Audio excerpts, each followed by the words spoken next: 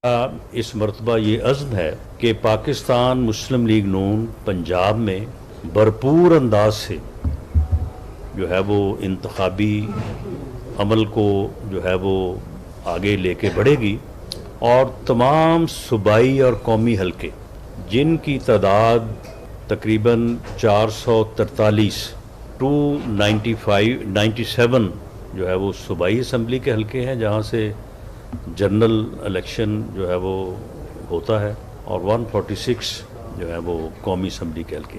उन तमाम हलकों में जो है वो पाकिस्तान मुस्लिम लीग नून का उम्मीदवार जो है वो मौजूद होगा। इससे पहले ऐसा रहा है कि बाज़ अज़ला में जो है वो बाज़ हलकों में कैंडिडेट जो है वो फील्ड नहीं होते रहे। इस मरतबा हमने तंजीमी तौर पे इस बात को एक चैलेंज के तौर पे लिया है कि हर हलके में पाकिस्तान मुस्लिम लीग नून का उम्मीदवार मौजूद होगा।